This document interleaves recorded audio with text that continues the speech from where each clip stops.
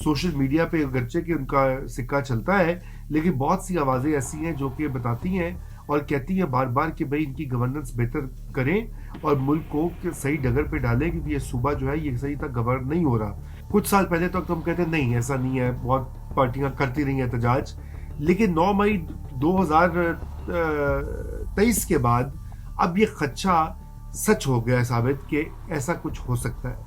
अगर आप पे मुसीबतें मसाइब रहेंगी, आप जेलों में रहेंगे, आपके वर्कर्स को बंद किया जाएगा, तो उससे कौन सी तब्दीली आएगी? ये बड़ी अनफॉर्चुनेट बात है कि पीटीआई के अंदर जो second tier, third tier leadership जो है वो सारे के सारे इमरान खान बनना चाहते हैं। इस लीडर की जब गिर्द एक चीज घूमती है तो दूसरे किसी लीडर की गुंजाइश बनती ही नहीं है।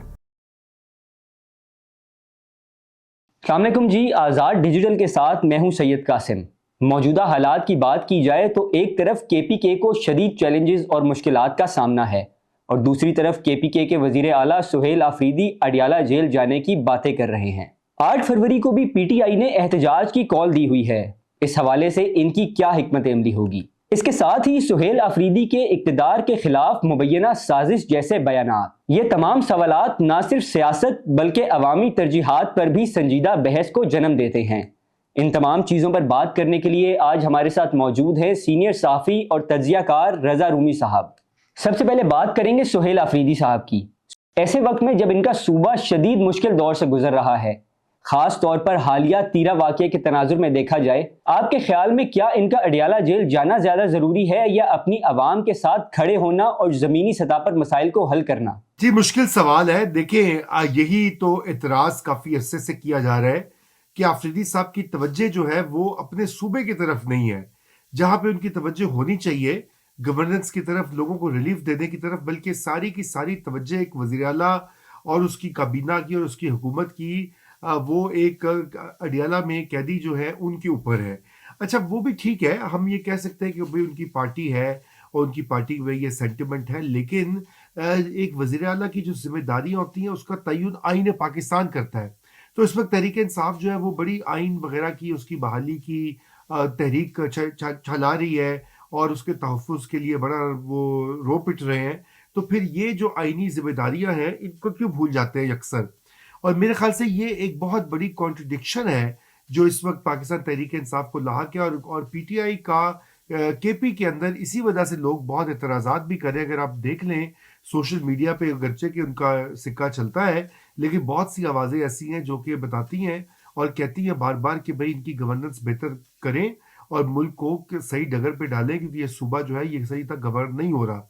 इसलिए ये मेल मुलाकातें करना और जो है सारी तवज्जो वहाँ अडियाला या इस्लामाबाद की तरफ करना बिल्कुल ज़ेब नहीं देता। और इसमें एक और चीज़ मैं ऐड ये कर दूँ कि देखिए जो सिक्योरिटी की सूरत हाल है, हज़ारों अटैक्स हो चुके हैं खैबर पख्तूनख्वा में। पिछले साल ही हज़ार सवा हज़ार लोग जो हैं, जिनमें के फ़ौजी जवान और पुलिस वाले और सिविलियन सभी शामिल हैं, वो शहीद हो चुके हैं।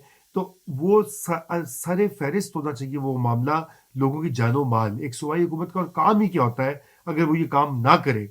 तो मुझे तो ये देखकर बड़ी अफ़सोस होता है, सच्ची बात है कि इसके बारे में कोई पार्टी के अंदर से भी आवाज़ नहीं उठती है, बल्कि जो पार्टी के सीनियर लोग हैं, जो कि बिल्कुल में बहुत काबिल कदर है, मसलन बैरिस्टर गौहर देखें, बहुत समझदार एक एक शख्स है, वो भी इसकी तरफ बात कम करते हैं कि उनकी पार्टी की जो गवर्नमेंट है केपी में, वो उसके ऊपर तवज्जो दे और लोगों की मसाइल के ऊपर तवज्जो दे, ना कि एक ऐसी सियासत जो कि इंतशार के रास्ते की तरफ लेके जाती है मुल्क को। 8 फरवरी को पीटीआई ने हड़ताल और एहतजाज की कॉल भी दी हुई है। एहतजाज से कबल सोशल मीडिया पर इश्तिआल अंगेजी और रहनुमाओं की जानिब से खौफनाक बयानात का सिलसिला जारी है। इस हवाले से बताइएगा, आपको क्या लगता है, क्या हम 9 मई एक बार फिर देखने वाले हैं? देखिए, ये 8 फरवरी की कॉल जो है इसका बहुत ज़िक्र हो रहा है और 8 फरवरी की कॉल यकीनन पीटीआई की जो स्ट्रैटेजी है उसका हिस्सा है कि वो 2 साल होने को है। उनका जो एक तो इमरान खान की रिहाई उनका मुतालबा है, दूसरा मुतालबा ये है कि इलेक्शन जो हुए हैं इनको कैंसिल किया जाए,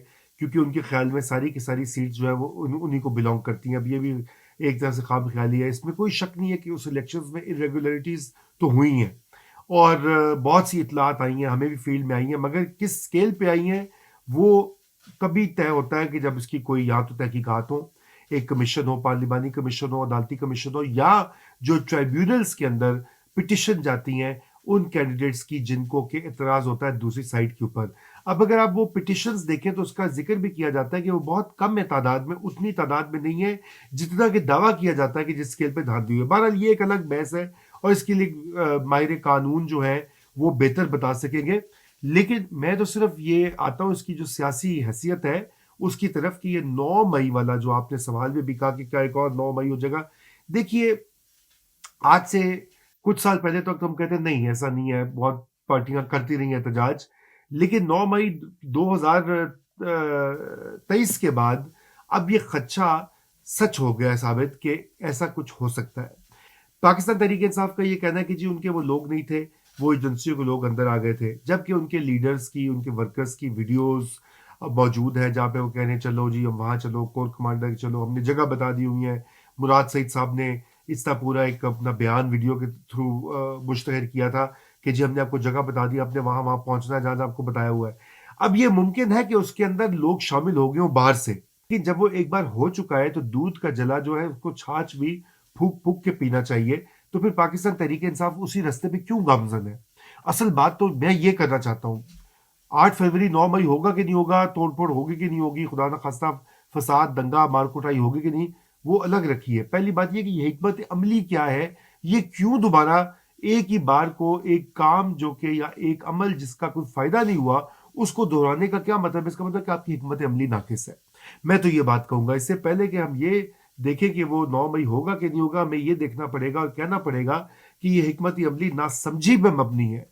और अनफॉर्चुनेटली इसे यूं ही साबित होता है कि सियासी शऊर की कमी है, कि सियासी शऊर जो उसका वो दावा करते हैं कि जी बहुत शऊर दे दिया है, शऊर ये दे दिया है कि वो इस्टेब्लिशमेंट के बारे में लोग जो है उनके सपोर्टर्स खान साहब के वो बुरा भला कहें, हर चीज़ का मुर्द इल्ज़ाम जनरल बाजवा को जो लेकर आए थे बाय द वे उनको ठहराएं या मौजूदा आर्मी चीफ को ठहराएं, तो वो शऊर है। लेकिन असल शऊर तो ये होता है कि आपने सियासत कैसे करनी है, मुल्क में जमहूरियत जो है, पार्लिमानी जमहूरियत या इंसानी हकूक या आइन पे अमलदारी, उसको कैसे आपने आगे लेके बढ़ना है। अगर आप पे मुसीबतें मसाइब रहेंगी, आप जेलों में रहेंगे, आपके वर्कर्स को बंद किया जाएगा, तो उससे कौन सी तब्दीली आएगी? तो पहली तो ये कि आपने सिस्टम में जगह बनानी है। सिस्टम में जगह बनाने के लिए आपको तरीके निकालने पड़ते हैं, कोई कॉम्प्रोमाइज, कुछ लो कुछ दो, जो कि दुनिया में हर जगह सियासत में होता है। अब उसके ऊपर भी एक एब्सोल्युटली नॉट का वो लगा दिया हुआ लेबल कि जी ऐसा करना तो बड़ा हराम है, बड़ा गलत है। ये भी तरीकाकार ठीक नहीं है और यही वजह है कि आज पाकिस्तान तहरीक इंसाफ की सियासत जो है वो बंद गली में है। वो बात है कि दूसरी साइड के लिए भी ऑप्शंस बड़े कम है, वो भी बंद गली में मुझे लगते हैं। लेकिन पीटीआई जिसके जो दावा करती है कि उसके पास करोड़ों लोगों की सपोर्ट है और वो सबसे मकबूल पार्टी है, सबसे बड़ी पार्टी है, और उसका कोई काम आगे नहीं बढ़ा, तो this is a matter of concern. और इसका मतलब है कि खान साहब को एक और यू टर्न लेना पड़ेगा अपनी सिस्टम में जगह बनाने के लिए, उसके बगैर ये होने वाला नहीं है काम। तो मे 9 तो नहीं होगा, मे 9 के लिए अब सबको पता लग गया हुआ है, खुद पीटीआई के सपोर्टर्स को भी बताया कि उसके कॉन्सिक्वेंसेस बड़े खतरनाक होते हैं, इसलिए वो भी एतराज़ करेंगे और जो हमारी रियासत है वो भी हर वो कदम उठाएगी जिससे कि मे 9 रिपीट ना हो उनके नज़दीक। ये उन्हीं का फलसफा, उन्हीं की बातें कही हुई हैं जो मैं दोहरा रहा हूँ, इस पे तो तज्जिया करने की भी कोई खास ज़रूरत नहीं है। आखिर में बताइएगा कि सुहेल अफरीदी साहब का कहना है कि इनके इक़्तिदार को ख़त्म करने के लिए हत्ता कि इनको कत्ल करने की साजिश की जा रही है। क्या आप समझते हैं कि वो इमरान खान के नक्शे कदम पर चल रहे हैं? क्योंकि ऐसे बयानात तो माजी में इमरान खान साहब दिया करते थे। क्या ये वही बयानिया दोबारा दोहराया जा रहा है? देखिए, सुहेल आफरीदी साहब जो है बिल्कुल इमरान खान के नक्शे कदम पे हैं। वो केपी से उभरते हुए छोटे इमरान खान है और बिल्कुल उनकी बातें भी अगर आप देखें, उनकी अगर आप पहली तकरीर देख लें जो उन्होंने असेंबली में की, जहाँ उन्होंने सर पे कफन बांध के शहीद होने की तमन्ना की इश्क इमरान में, तो आप उसी से अंदाज़ा लगा लें। अगर एक यंग लीडर और जो कि कैरिस्मेटिक भी है, सुहेल आफरीदी के अच्छे कुछ पहलू भी हैं, यंग है, मिडिल क्लास है और नौजवानों में सपोर्ट है, नया जज्बा, नया एक नई लीडरशिप उभर रही है, तो उनके पास ये मौका है कि वो अपनी सियासत को फ्रेम ऐसे करें जिसमें बिल्कुल वो इमरान खान की रिहाई की बात करें, लेकिन उसको फ्रेम करें, अपने आप को, अपनी सियासत को आगे लेके चले। लेकिन आपने देखा उन्होंने नहीं किया, उन्होंने बिल्कुल उसी लाइन पे बात की जैसे कि पीटीआई की सोशल मीडिया पे जो ग्रुप्स है या अकाउंट्स है जैसी वो बातें करते हैं, बिल्कुल उन्होंने उसी को एको किया, उसी को दोहराया। और शायद पीटीआई के अंदर रहने में मजबूरी भी है। और पीटीआई में किसी को ओहदा मिल जाए तो उनको सोशल मीडिया को प्लीज भी करना पड़ता है, अगर नहीं करेंगे तो वो गालियां देना शुरू हो जाते हैं। ये अब एक हकीकत बन चुकी है। हम तो खैर गालियां खा चुके हैं, जो खा चुके हैं। ज्यादा तो वो हैरानगी और जिसे कहना चाहिए अचंभे की बात होती है जब खुद ही पीटीआई वाले पीटीआई वालों को ही गालियां देते हैं। वो तो मैं तो आज तक उसकी सब सेंस नहीं मुझे समझ आई। बहरहाल तो एक तो ये सुहेल अफरीदी वो अंडर प्रेशर भी है इमरान खान की, वो उसने कहा जी मुझे थ्रेट्स भी हैं। अभी तिरा वैली के हवाले से भी उन्होंने कहा कि जी वहां पे जो ऑपरेशन, जो इंटेलिजेंस बेस्ड ऑपरेशन हो रहे हैं वो उनकी, चूंकि हल्का है उनका एरिया है, इसलिए उनको नीचा दिखाने के लिए ऐसा किया जा रहा है। अब ये भी कमाल की बात है कि अगर एक वज़ीर आला को नीचा दिखाने के लिए इतना बड़ी नकल बना, हालांकि तेरा का मसला बड़ा पुराना है। तेरा ये वो जगह है जहाँ पे टीटीपी वाले आके छुप जाते हैं और यहाँ पे रीग्रुप करते हैं या ट्रेनिंग करते हैं या आर्म्स आगे प्लानिंग करते हैं आगे दहशतगर्दी की, बेसिकली साफ अल्फाज में, आम अल्फाज में। और ये पता है उनको भी, आफरीदी साहब को ये बात नहीं कि उनके इल्म में नहीं है, बिल्कुल उनको पता है। लेकिन उसके बावजूद वो उसको ऐसे फ्रेम करें कि जैसे कि ये उनके ऊपर कोई पर्सनल अटैक है। तो ये देखिए, ये बड़ी अनफॉर्चुनेट बात है कि पीटीआई के अंदर जो second tier third tier leadership जो है वो सारे के सारे इमरान खान बनना चाहते हैं। अब इमरान खान कैसे बने हैं वो आप सबको पता है कि इमरान खान के बनने में बहुत वजूहत है। एक तो खैर उनकी अपनी जो पर्सनल करिश्मा है, फिर क्रिकेट में उनकी जो अचीवमेंट्स हैं, अस्पताल बनाने का वो सारा फिलंथ्रॉपी का काम है, तो उसका वो स्टैचर बन चुका था। और फिर उसके बाद इस्टेब्लिशमेंट ने उनको बहुत उठाया। सारे 3-4 आईएसआई के जनरल्स जो थे, हमीद गुल से लेकर ये जनरल फैज तक, सारे उनको सर पे बिठा के, सर का ताज उनको पहना के उनको बिठाया हुआ था। तो उस वो उनकी वजूहत है। लेकिन बाकी लीडर्स को ऐसा करिश्मा और ऐसी अचीवमेंट्स मैसर नहीं है। कोई पूछे सोहेल अफरीदी साहब ने क्या काम किया है, या फॉर दैट मैटर और जो लोग हैं पीटीआई में सवाए खान साहब की जिसे कहते हैं मोहब्बत या इश्क इमरान के अलावा तो कोई और क्रेडेंशियल्स भी नहीं है।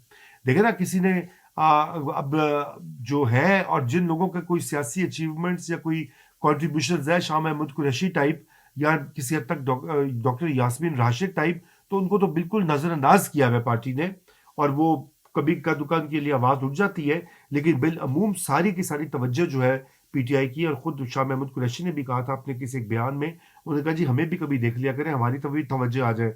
तो इसलिए ये एक पीटीआई को समझने के लिए हमेशा ये बात कहनी जरूरी होती है। आई नो कि ये बार बार बात कही जाती है तो शायद असर अपना वो नहीं खो देती कि ये एक शख्सियत के गिर्द घूमने वाली एक तहरीक है और उसको एक मुनज़्ज़म सियासी जमात बनाने के कई स्टेप्स होते हैं जो पूरे नहीं हुए अभी तक। ये पार्टी जो है सो कॉल्ड, ये एक बड़ी तहरीक, एक बहुत बड़ा हजूम है जो एक शख्सियत की करिश्मा के गिर्द घूम रहा है। उसमें क्या तंजीम है सूबे के लेवल के ऊपर, डिवीजन के लेवल के ऊपर, डिस्ट्रिक्ट के लेवल पर, वो कमजोर है। और यही वजह है कि 9 मई वाला काम हो या 26 नवंबर वाला हो या अभी 8 फरवरी वाला हो, वहां पे पीटीआई की कमजोरी अया हो जाती है। दूसरी चीज जो अहम बात है वो ये है कि इस लीडर की जब गिर्द एक चीज घूमती है तो दूसरे किसी लीडर की गुंजाइश बनती ही नहीं है, क्योंकि एक बहुत बड़ा पेड़ होता है, उसके नीचे आपको पता है कोई और पौधा उगता नहीं है। तो यही आलम बाकी लीडर्स का भी है। इसलिए आपका जो ओरिजिनल सवाल है सोहेल अफरीदी वाला, कि वो चाहते तो है कि वो इमरान खान बने, लेकिन वो इस बड़े पेड़ के तले बन नहीं पाएंगे। इससे पहले गंडापुर का हाल भी आपने देख लिया, वो भी आए, बड़ी उन्होंने बढ़के मारी, बड़ी वो सुल्तान राही या महमूद गजनवी टाइप बातें करते थे, कहाँ गए वो, चले गए। शेर अफजल मरवत आए, वो भी उनका भी बूटा जो है उस पेड़ के नीचे काट दिया गया। तो सोहेल अफरीदी भी एक वक्त तक ही आगे जाएंगे, उसके बाद अगर ज्यादा ही उनका स्टैचर बढ़ना शुरू हुआ तो आप देखेंगे वो भी मैदान से आउट हो जाएंगे। आज के पॉडकास्ट में इतना ही, मिलते हैं अगले पॉडकास्ट में। अल्लाह हाफिज।